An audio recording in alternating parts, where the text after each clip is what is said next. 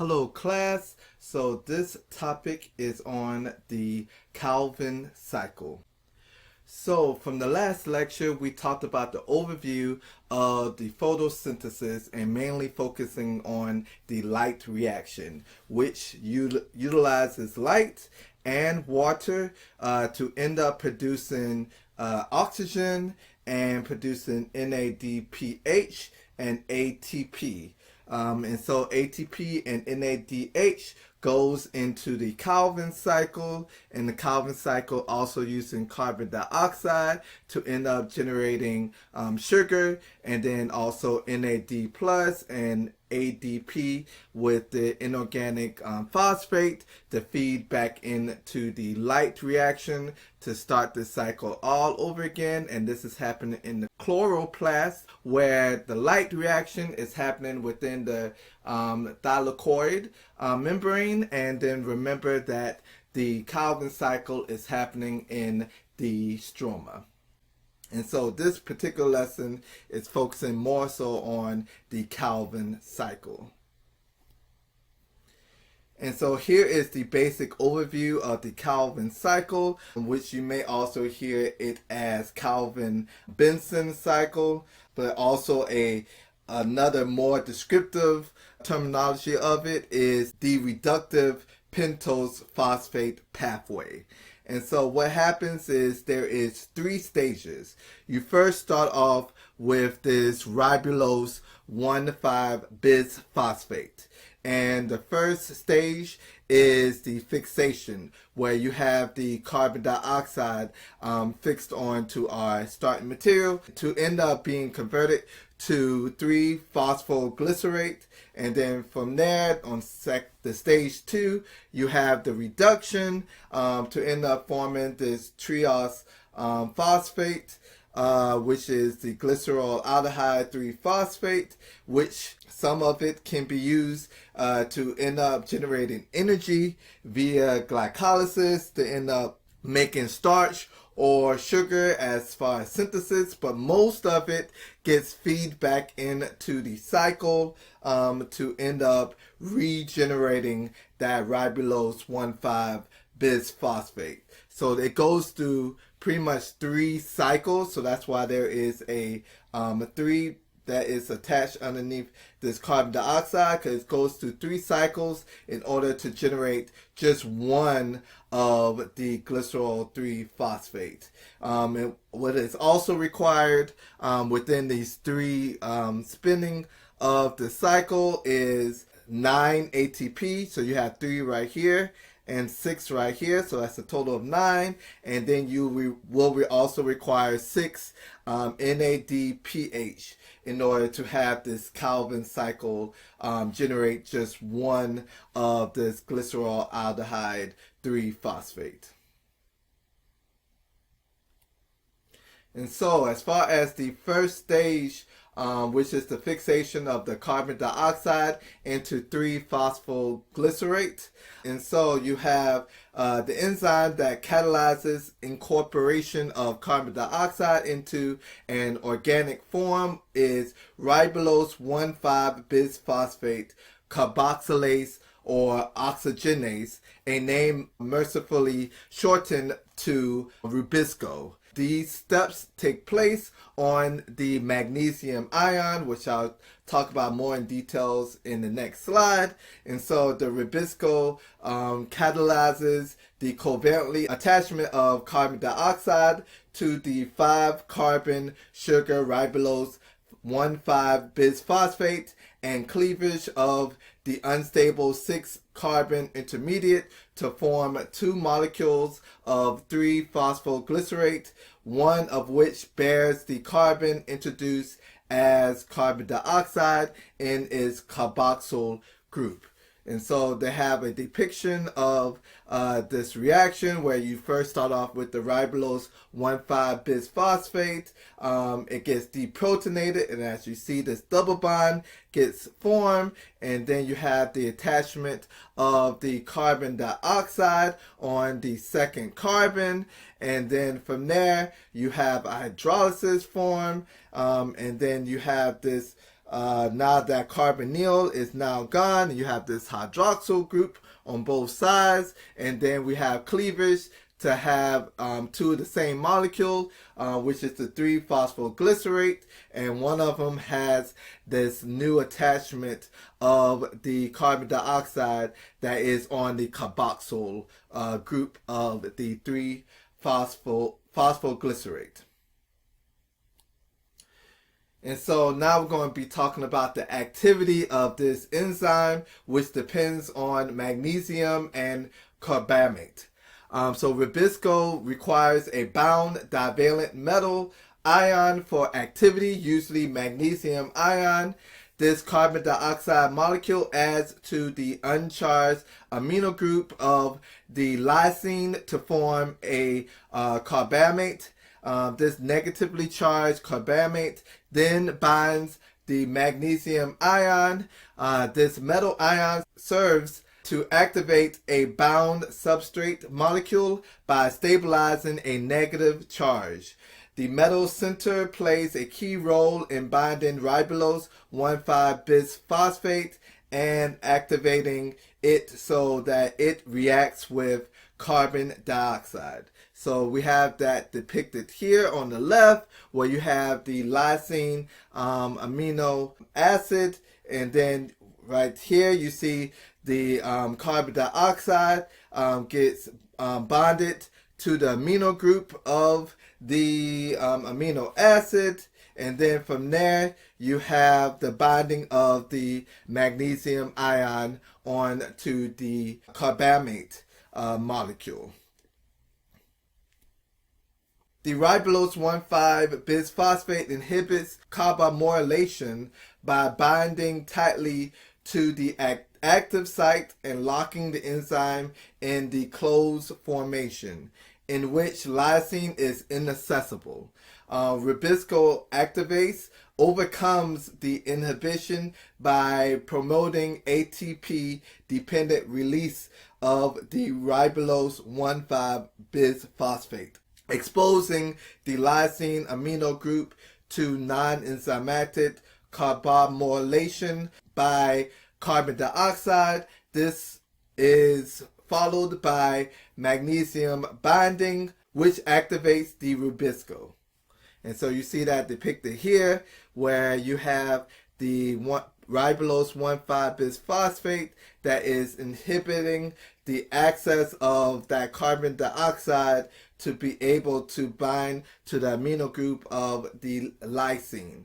And so it gets removed by this ATP dependent type of reaction, and now that ribulose 1,5-bisphosphate is out of the way, and now that covalent attachment of the carbon dioxide can happen, and then you have the binding of the magnesium ion. And so now that you have this lysine carbamate that has the magnesium that is bounded to it, now we can have the ribulose 1,5-bisphosphate to bind to the magnesium through its keto group, which you see right here. This is the carbonyl, and there is a ketone, and so now that carbonyl is attachment, so that's what it means by the keto group. And then also the adjacent hydroxyl group, which is right here, is also bound to the magnesium. Also note that the magnesium ion is linked to the ribisco through a glutamate residue, which you see right here, and aspartate residue, which you see right here, and the lysine carbamate, which we talked about earlier, to help activate this process. And so this complex is readily deprotonated to form an indolate intermediate, which is right here. You see the deprotonation that is happening right here. You see the carbon right here, that hydrogen that was there, now that it's been released.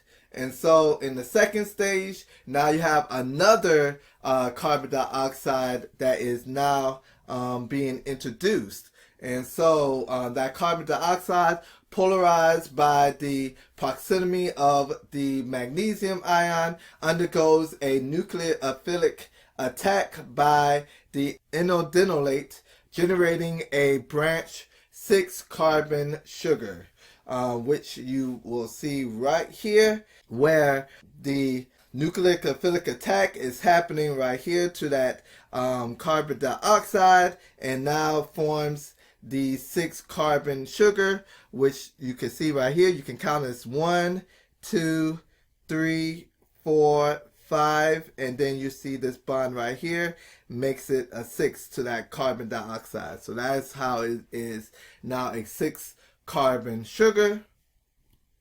And then from there, once you have that, then we have hydroxylation occurs at the carbon 3 carbonyl. So you see that's water that's right here. That's a nucleophilic attack to that carbonyl, and then thus generating an hydroxyl group that is right here. And then from there we have cleavage, produces one of the 3 phosphoglycerate, which you see right here, and you see a deprotonation that happens. And then from there we still have this free lysine that's within the enzyme, and what it does is protonates this carbon ion, which will end up generating the second molecule of the 3-phosphoglycerate.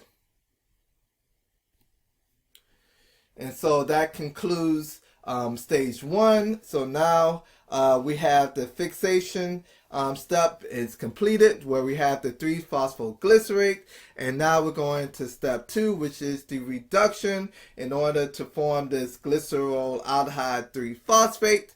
And so when you see the 3-phosphoglycerate and glycerol aldehyde 3-phosphate, these two molecules should look very familiar, because you've seen it before. It was in the glycolysis process. So we have the 3-phosphoglycerate, and it goes in the reverse direction for glycolysis to end up forming the glycerol 3-phosphoglycerate.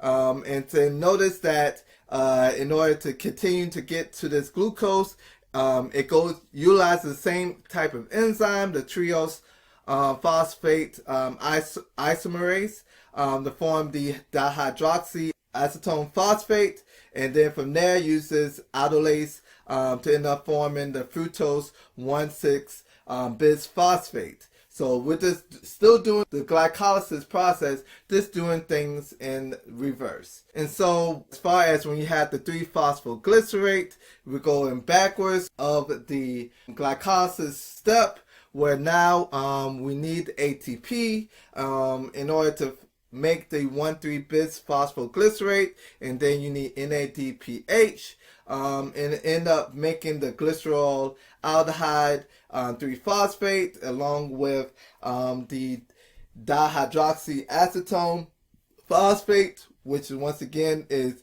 made by the enzyme triose phosphate isomerase. And then from there you have the aldolase that condenses these two substrates to form the fructose 1,6 bisphosphate. And thus far, with this reverse order of the glycolysis, now we end up having this hexyl monophosphate pool of 3 different sugars. You have glucose 1-phosphate, glucose 6-phosphate, and fructose 6-phosphate.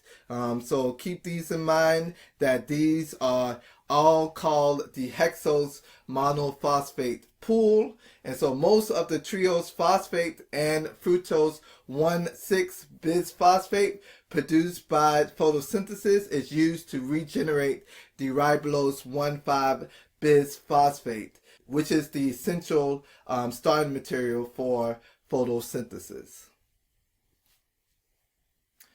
And so, and now on the last stage of the Calvin cycle, which is the regeneration of the starting material of ribulose 1,5 bisphosphate. So what you have happening here is you have the fructose 6-phosphate, and you also have glycerol aldehyde 3-phosphate around. and it goes through an enzyme called transketolase. And what happens is this 2-carbon unit right here of the pretty much the ketone.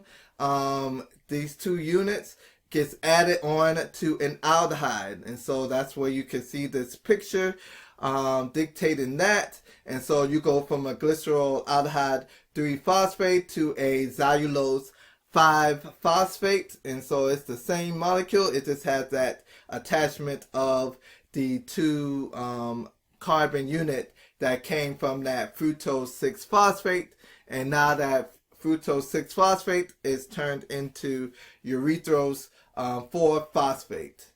And so this transketolase in general takes a ketose and the aldose and pretty much takes that 2-carbon unit and attach it to the aldose to now form, now the aldose is now a ketose and the ketose is now an aldose.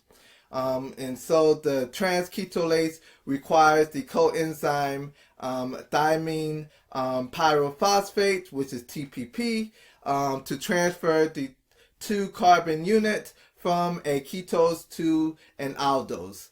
The transketolase converts fructose 6-phosphate and glycerol aldehyde 3-phosphate into urethose 4-phosphate and xylulose 5-phosphate, which I showed right here.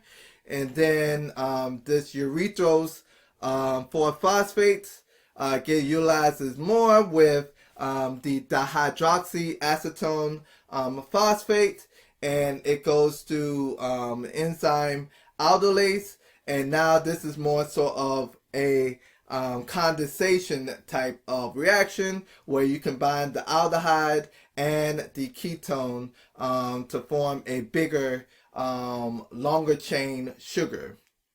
And so as far as aldolase, aldolase, which we have already encountered in glycolysis, catalyzes an aldol condensation between dihydroxyacetone phosphate and an aldehyde. This enzyme is highly specific for dihydroxyacetone phosphate, but it accepts a wide variety of aldehydes. And so from there, once you have the condensation reaction of the urethose and urethose 4-phosphate with the dihydroxyacetone phosphate, then we have hydrolysis to form to remove the phosphate group to now have the acetoheptulase 7-phosphate. And so this is going to be used later in order to be able to form this ribulose 1,5-bis phosphate. And so in order to get to that stage, it needs to react with glycerol aldehyde, utilizing the same enzyme, transketolase, and which once again, this takes the top 2 units of the ketone and attach it to an aldehyde, and now makes even more xylulose 5-phosphate, and then you have ribose 5-phosphate. So now we got 2 compounds now. We have ribose 5-phosphate, and we have multiple of the xylulose because that came from the initial step of the fructose 6-phosphate reacting with the glycerol aldehyde 3-phosphate. Then from there, the ribose 5-phosphate go through an enzyme activity with the phosphopentones isomerase in order to form ribulose phosphate. So notice the difference between ribulose 5-phosphate and ribose 5-phosphate, because ribose 5-phosphate has an aldehyde, ribulose 5-phosphate has a ketone. So they are 2 different things. So from there, you also have the xylulose 5-phosphate that goes through another enzymatic activity called phosphopentones epimerase. And just notice that the ribulose 5-phosphate and the xylulose 5-phosphate are epimers. because you see everything exactly the same except for this carbon that is right here. You see the hydroxyl group is on the right side, but it's on the left side for the xylose 5-phosphate. And everything else is exactly the same. So they are epimers of each other. So that is where that name is coming from. So from there, once we have the ribulose 5-phosphate, it goes through another enzymatic activity, the phosphoryburylose kinase, which is an ATP-dependent reaction, to finally regenerating our starting material, which is the ribulose 1,5-bisphosphate. And so there is three cycles that is going with the Calvin cycle, where you have 3 carbon dioxide, and you have a combination of 9 in total ATP. So 6 of them is from stage 2 of the Calvin cycle, and 3 is from stage 3 of the Calvin cycle. And then you have 6 NADPH, which is stage 2 of the Calvin cycle, all to generate 1 glycerol aldehyde 3-phosphate. Plants lack the ability to transport hexose phosphate across the chloroplast membrane, but they are able to transport triose phosphate from chloroplast to the cytoplasm. So the glycerol aldehyde 3-phosphate cross into the cytoplasm to exchange for phosphate through the action of an abundant triose phosphate antiporter. Fructose 6-phosphate formed from triose phosphate joins the glucose unit of uridine diphosphate glucose, which is depicted right here. So you have right here glucose, and this is the UDP attachment. And so how to make the UDP glucose is shown right here. You have glucose. It goes to an enzyme, which is an ATP dependent type of reaction, utilizing hexokinase glucokinase. And so then you have this phosphate group, which makes this compound glucose 6-phosphate. Then it goes to another enzyme activity, the phosphoglucomutase, to make glucose 1-phosphate. And then you have UTP that goes into the reaction and releases 2 of the phosphate group that's attached to the UTP, because remember UTP means T has 3 phosphate groups. So 2 of them left, and 1 gets attached to the other phosphate group that's already attached to the glucose 1-phosphate, utilizing the enzyme UDP glucose pyrophosphorylase to end up making the UTP glucose. And so thus, once you have the UTP glucose, it can react to that fructose 6-phosphate, utilizing the enzyme sucrose 6-phosphate synthase in order to generate sucrose, which is sucrose synthesis, and have another product of UDP. So starch and sucrose are the major carbohydrate stores in plants. Starch synthase is chloroplast and amyloplast, catalyzes the addition of single glucose residues donated by UDP glucose to the growing polymer chain. Sucrose is synthesized in the cytosol from UDP glucose and fructose 1-phosphate in 2 steps.